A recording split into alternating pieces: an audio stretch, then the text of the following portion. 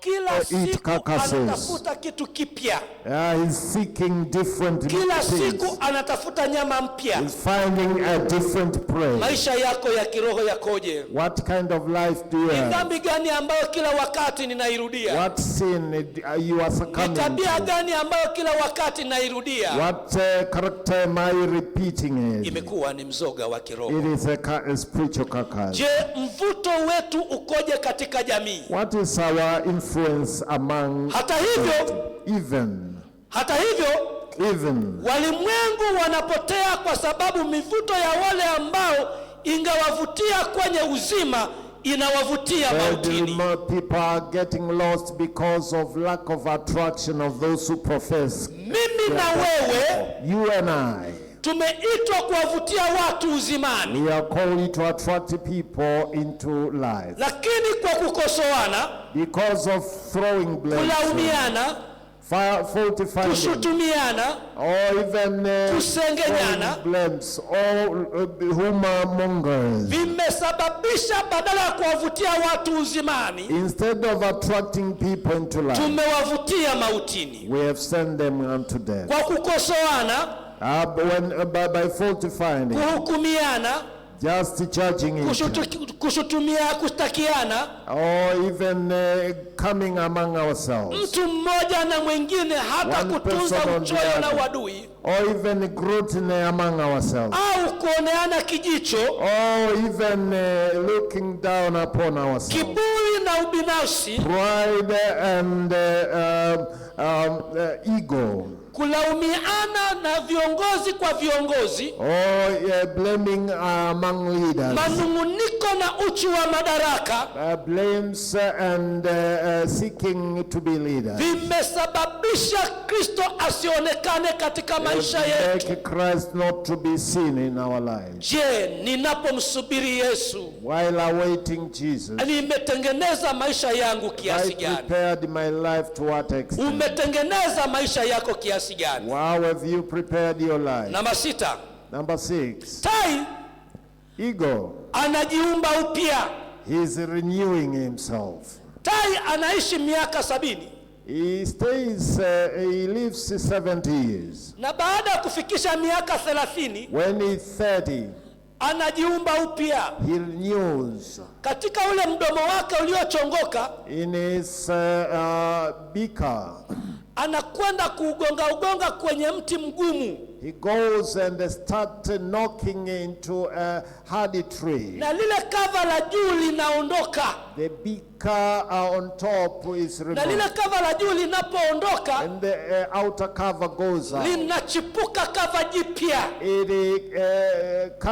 It flourishes. Hivyo anakuwa na uwezo wa kuishi miaka 40. So he goes further for 40 years. Na inakadiriwa kwamba maisha yake ni miaka 70. It is estimated that he lives for 70. Na ndio maana Zaburi anasema katika Zaburi 51 fungu la 7. In Psalms 51 verse 7 the Bible says. Anasema, he says, unisafishe kwa hisopo nami nitakuwa safi. Hisopo and I shall be clean. Unioshe nami nitakuwa mweupe kuliko theluji. I shall be whiter than snow. Fungu la 10 anasema, verse 10. Mungu, oh God, uniumbie moyo safi. Me a clean heart. Uifanye upya roho iliyotulia ndani yangu. Haijalishi napitia dhoruba ya kiasi gani. Doesn't matter what kind of haijalishi nimekula mzoga kiasi gani. Doesn't matter how many. Haijalishi nimetembea katika njia ngumu kiasi gani. Or gone through a difficult road. Mchana wa leo, this afternoon, katika makambi haya, in this community, Bwana yuko tayari kutusafisha upya. God is ready to Bwana yuko tayari kutumba upya. To renew us. Wakati tunapomgoja Yesu, when we await, yuko tayari kututengeneza ili tufae kwa warithi wa uzima wa milele. To be for eternity. Ahadi ya Mungu kwako na kwangu. The promise of God to you and me. Mtu ambaye moyo wake umesafishwa, kila kitu kimebadilika. A man who have been cleansed his heart. Mabadiliko ya tabia na halisi ya mtu ndio ushahidi kwa ulimwengu. Change of habit is an exhibit to the world. Kwamba Kristo anaishi ndani yake. Christ dwells in you. Roho Mtakatifu huzaa maisha mapya moyoni. The Holy Spirit creates a new life in you. Akijitokeza mawazo na makusudi yanayomtii Kristo. Showing thoughts and desire that obeys Christ. Na kufuata mapenzi yake. Follows his will. Kwa hiyo, for that matter, utu wa ndani wa mtu huumbika katika sura ya Mungu. His personality is transformed into God's image. Maana Mungu pekee, because it is God, ndiye aliyekuita. He the one who has Mungu yuko tayari kutuumba upya. Christ is ready to Mungu yuko tayari kutufinyanga upya. to recreate us. Ili tunapomsubiri Yesu, while awaiting him, tuvikwe tabia ya haki yake. now we wear his character, tufae kuwa warithi wa uzima wa milele. to be ready for eternity. Kristo akiwa ndani ya moyo huumba upya. While Christ is in you, he renews. Watu wanyonge na wenye makosa, feeble people and error people, huonyesha ulimwengu kwamba they show the world that uwezo wa neema ya Mungu iokoe wanadamu wote, the grace of God that saves all humanity, inaweza kutengeneza tabia mbaya ya mtu, it may make a bad habit of a person, ikawa bora na yenye kuzaa matunda mazuri. transformed and fruitful. Wakristo waliojawa na neno la Mungu, Christian filled with the word of ni God, kama kijito kibubujikacho katika mlima, they are like a spring, ambako kwao chemchemi za uzima hububujika. of life, they are coming from them. Dini ya Kikristo, The Christian religion, hujitambulisha yenyewe kwa yenye uhai. it introduces itself as a lively, Na kanuni ya wima which is vertical, zenye kufanya kazi maishani. it gives you the vertical and horizontal attributes of God. Tunapoamua kujisalimisha miguuni pake, When we surrender into yuko Christ, tayari kutuumba upya. Christ is ready to recreate, Yuko tayari kutufinyanga. ready to Ndio move maana us. Yesu akasema, That's why Jesus said, "Njoni kwangu ninyi nyote msumbukao to me you na are wenye heavy, kulemewa na mizigo, who are heavy laden, nami nitawapumzisha." and I will give you rest. Namba 7. Number 7. Tai huwafundisha watoto wake Ego teaches his little one uvumilivu, patience, kujiamini na kujitegemea. in themselves and depending on themselves. Baada ya tai kuwatotoa watoto wake, When they are delivered, akishaona wamefaa kwa ajili ya kwenda kupambana na maisha, when they are ready to go and fight the world, huwatoa katika kile kiota he takes them out of the nest, na hutoa ngozi, nyasi, magome ya miti katika kiota. he removes all the composite of the nest, Na hubakisha miiba ambayo huwachoma watoto na kujihisi maumivu. he simply leaves thorns that can inflict pain in those kids.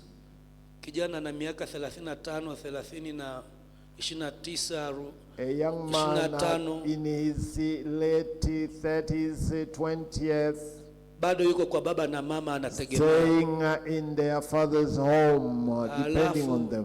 Anasema, mimi baba hajanisaidia. And they said, my father have not helped me. Tai yeye akishaona wamefaa, An ego, when they are ready, ukiharibu kile kiota, he just disturbs that nest. alafu anawaacha wakapambane na maisha. He allows them to go and fight with the world. Uliyezaliwa una viungo vyote, If you you are born with all organs, ni mzima wa akili timamu. with a clear mind. Baba amezaa tajiri. Your parents have born a rich person. Alafu unabaki nyumbani unalialia machozi. And you remain home wailing. Na mzazi wa namna hiyo anayemtunza huyo mtoto nyumbani, and that kind of a parent who is keeping this kid in home, analea mvivu na mzembe asiyekubali kutafuta. Is keeping an idle person and who is not ready to. Tai yeye anawafundisha watoto wake kwenda kutafuta. The ego teaches his little ones to go and seek.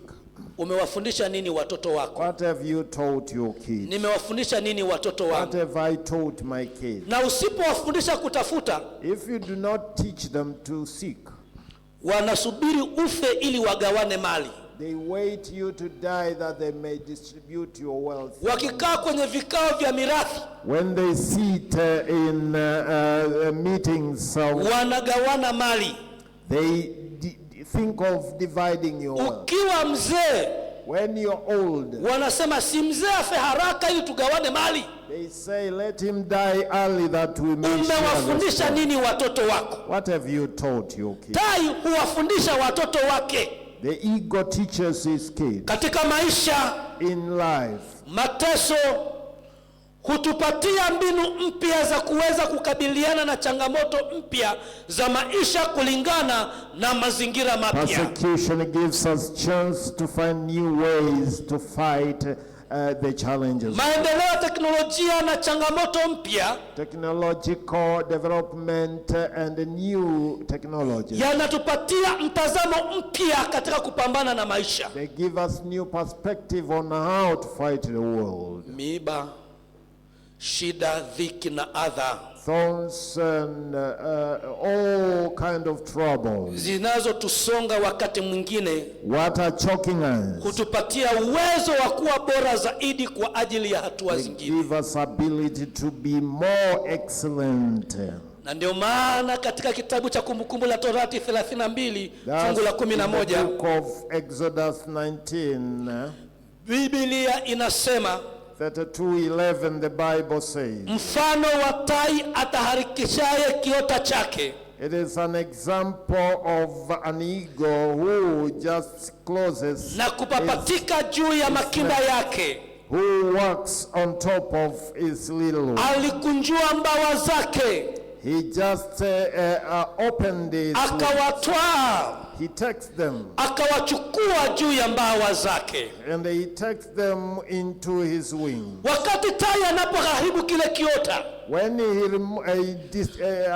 he disturbs that nest, anapohitaji kuwafundisha watoto wake kwenda kuwajibika na maisha, when he wants them to go and face the world, anawachukua katika mbawa zake, he takes them on their wing, anapaa angani kwenda mbali zaidi, and he goes in higher altitude. Na baada ya kwenda mbali zaidi, when he's in higher altitude, huyaachia makinda yake yapapatike. He allows those little ones to start swinging. Anawafundisha kuruka. They are learning how to fly. Na anapowaacha angani wakihangaika, while they are in high altitudes, baada ya kumuona mmoja akiwa amechoka, when he sees them tiring, tai hushuka chini ya yule kinda, he goes quite under that little one. Hunyoosha mbawa zake, he just spreads his na yule kinda hutua juu ya mbawa zake, and that little one steps. Haijalishi ni mazingira gani unayopitia, it doesn't matter which environment. Mungu yuko tayari kutubeba katika mbawa zake. God is ready to hold us. Ikiwa tu tutadhamiria kujiachia miguuni pake. Only when we surrender. Na ndio maana akawaambia wana wa Israeli. That's why he told the Israelites. Katika kitabu cha Kutoka 19 fungu la 4. In Exodus 19 verse 4. Mmeona jinsi nilivyowatendea wa Misri. You have seen the way I acted upon the Egyptians. Na jinsi nilivyowachukua ninyi juu ya mbawa za tai. I bear you on an eagle's wing. Nikawaleta ninyi kwangu. And brought you unto myself. Mungu yuko tayari kutubeba katika mbawa zake. zake. Ready to hold us in his wing. Wakati tunapomsubiri Yesu, While awaiting Jesus. atatubeba katika mbawa zake Hold us in his wing. mpaka siku Yesu atakapokuja mara ya Christ pili. will come in his second advent. Jana wa leo ninamleta This Yesu kwako, afternoon, I'm bringing Jesus to abaki you. kuwa tumaini na faraja Be katika maisha a yako. hope in your life. Mtegemee, Depend on him. mtumainie.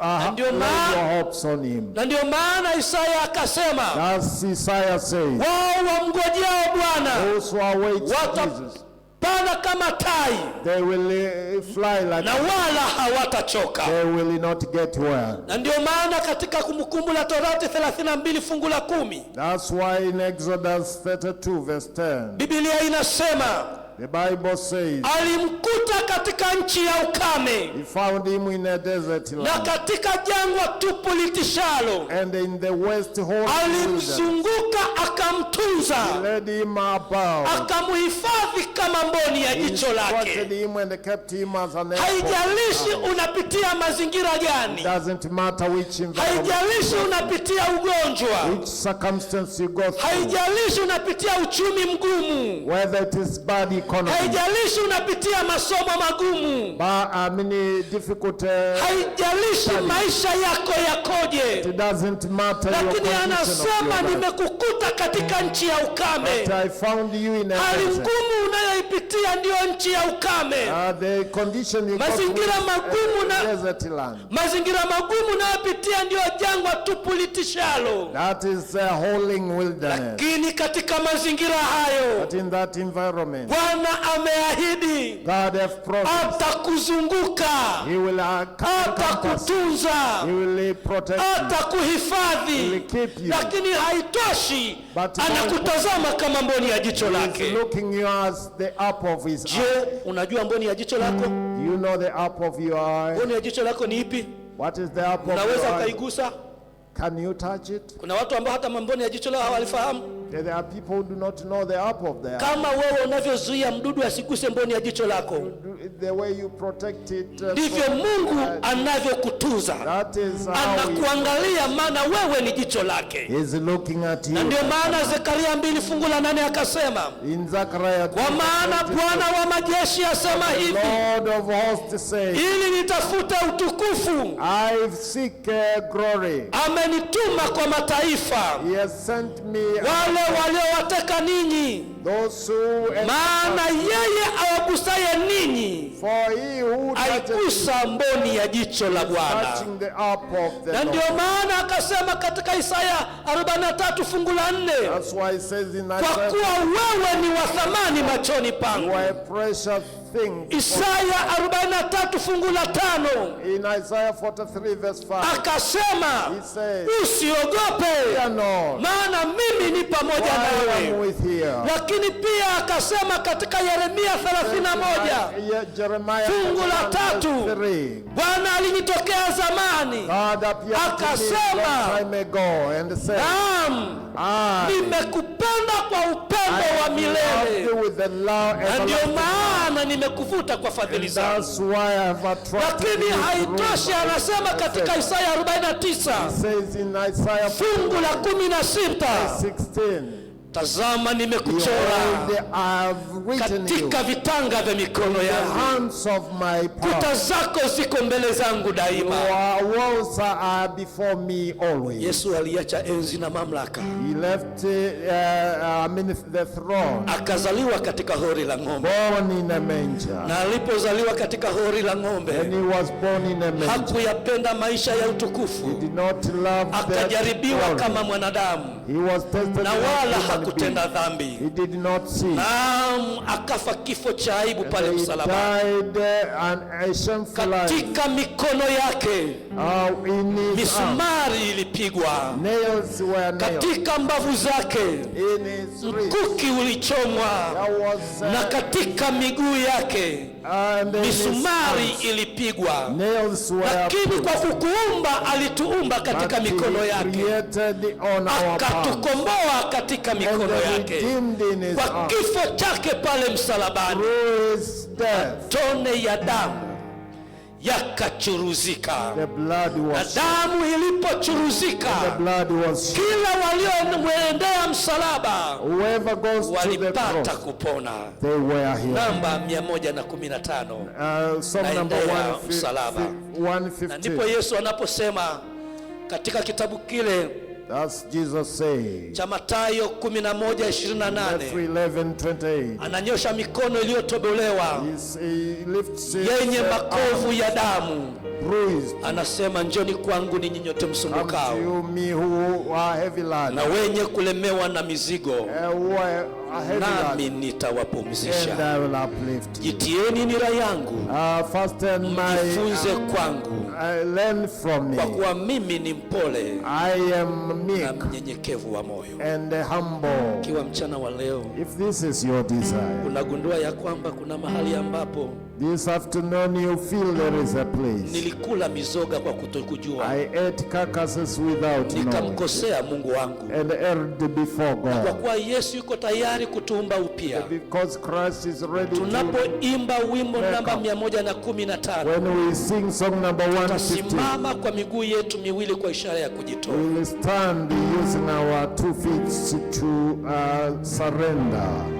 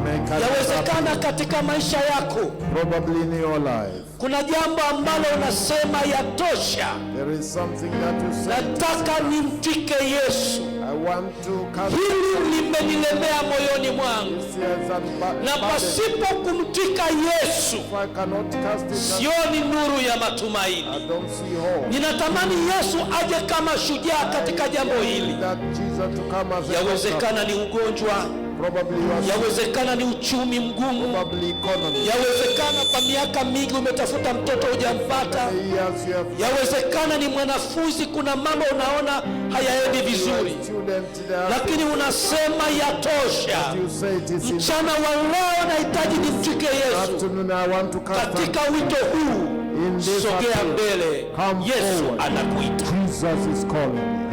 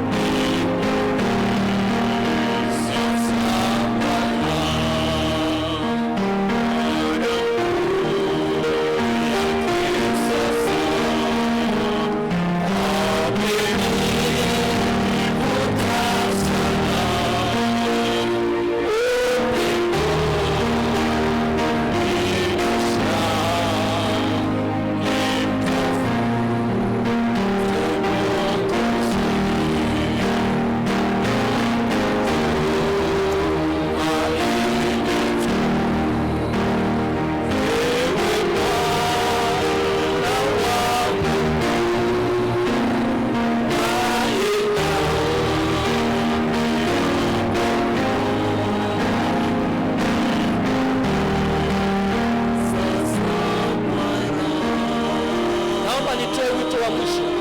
Let me make a final appeal. Ijumaa tutakuwa na ubatizo.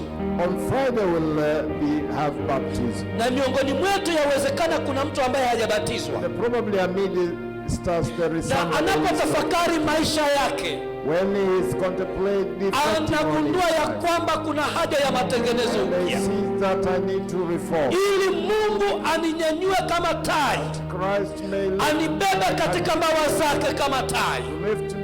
Na unasema ninatamani ubatizo ujao usinipite, ninatamani nibatizwe. Tunapoenda kuimba fungu la kwanza wa wimbo huu, tukiuendea msalaba pale mahali ulipo, tembea kwa miguu yako miwili, njoo hapa mbele, ninatamani kuomba kwa ajili yako. Yuko baba mmoja, yuko kijana mmoja, yuko binti mmoja anayetamani abatizwe ubatizo ujao. Njoo sasa, Yesu anakuita. Nafasi ni yako mchana wa leo. It is your time this afternoon.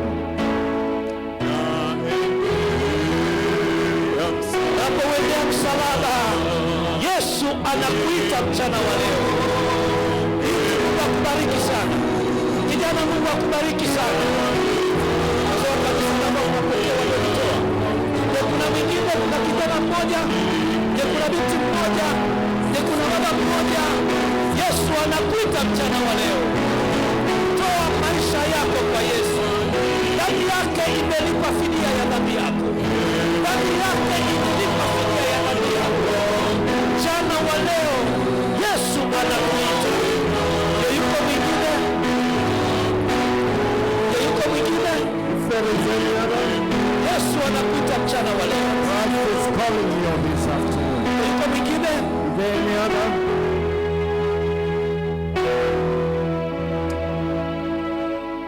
Bwana Yesu asifiwe. Praise the Lord. Tunakwenda kuomba. When we pray, tuna makundi matatu ya watu waliojitoa. Three groups of people. Kila mmoja utaomba kimoyomoyo. Everyone will pray. Wakati ninapoomba utaomba kimoyomoyo. Will also be praying. Mweleze Yesu haja ya moyo wako. Tell the need of your heart. Na mimi nitawaombea hawa walijitoa kwa ubatizo. I'll also pray for these who have surrendered their lives. Tuinamishe vichwa vyetu chini tupate kuomba. Shall we bow our heads to pray? Baba mtakatifu, our Holy Father, Mungu wa mbinguni, God of heaven, muumba mbingu na nchi, the creator of everything. Mchana wa leo umezungumza nasi kwa namna ya pekee. You have spoken to us mightily.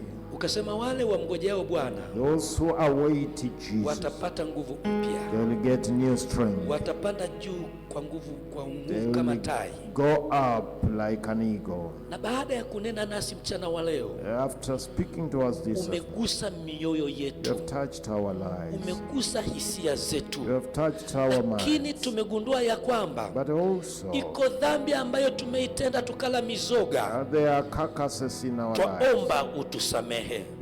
Na hata wale wanaotutazama kule kwenye media, wanaotutazama kwenye mitandao ya kijamii, wanaotusikiliza Bwana, naomba ukasamehe, naomba ukatakase. Lakini kuna kundi la pili limekuja kwako Mwokozi, ambalo kundi hili wameleta mizigo mizito mbele yako. Kama ulivyosema, njoni kwangu ninyi nyote msumbukao na wenye kulemewa na mizigo, nami nitawapumzisha. Wametembea kwa miguu yao miwili, wamekuja kwako. Wengine wameleta mambo ya uchumi wao, naomba ukaurekebishe. Wengine wameleta mambo ya masomo yao, kawafaulishe kwa viwango vya juu. Wengine wameleta masuala ya biashara zao, kaziweke sawa zile biashara zao. Wengine wameleta swala la kazi wanapofanya, kule kwenye kazi zao, kazi nyanyua kwa viwango vya juu. Katikati yetu kuna mama hapa, anatafuta mtoto kwa miaka mingi, amepoteza matumaini, ameendelea kukungoja wewe Bwana. Ninakuomba kafungue tumbo lake, majira kama haya mwakani akapakate upate mtoto na jina lako likatukuzwe milele. And your name be glorified. Mungu wa mbinguni, Our God, kuna mtu amekuja hapa, mwingine ni mgonjwa au ana ndugu yake ni mgonjwa, anasema nimeteseka kwa miaka mingi, saa imefika Yesu kanipumzishe. Naomba Yesu kampumzishe mtu yule, kaponye ugonjwa yule, kupitia damu yako ambayo mwagika pale msalabani, ikatuponye tukatoke tukiwa wazima. Magonjwa ya kiroho yametuua, na Bwana ninakuomba mchana wa leo, kaponye maradhi ya kiroho yanayotusumbua, tutoke tukiwa washindi. We get out of here while Mungu wa victors. mbinguni, Our God in heaven. kuna kundi la tatu, There is a third group. wao wamesema They have said, tuko tayari kwa we are ubatizo, ready for baptism. tunahitaji kubatizwa We want upya, to be baptized. na waweka mikononi I mwako. put them before Tangu you. sasa wabatize ubatizo wa Roho Mtakatifu. Baptize them through Tangu sasa wajaze uwezo utakao juu mbinguni, the power of ili heaven kupitia above. kwao Through them, jina lako your likatukuzwe. name be glorified. Sasa tunapotoka tukienda kwenye mapumziko, When we are going for rest, nenda pamoja go nasi. with us. Mchana tulete hapa, Bring us in the afternoon. tukutane na wewe tena, We meet you again tuisikie sauti to yako. receive your voice. Katika kambi la mwaka huu, In this campaign, kalete matengenezo upya, make reformation, katuletee uzoefu mpya na wewe, us new experience. tuandaliwe kuwa warithi wa uzima wa To be milele. ready for eternity. Tumeomba na kushukuru We pray, believing. katika jina lake Yesu In Kristo Jesus' name. mwokozi wetu, amen. Our Savior, amen. Bwana awabariki na kuwalinda. May God bless you, Bwana awaangazie nuru ya uso wake, protect you and shine His face upon you. awabariki mwingiapo na mtokapo, Bless you when you get in and get out. abariki kazi za mikono yenu, Bless your children. awabariki mara 100 katika ulimwengu huu, Bless you 100 times in this world. lakini atuandae kuwa warithi wa uzima But wa also milele. prepare us for eternity. Na hilo ndilo This is neno la my Bwana. prayer in Jesus' name.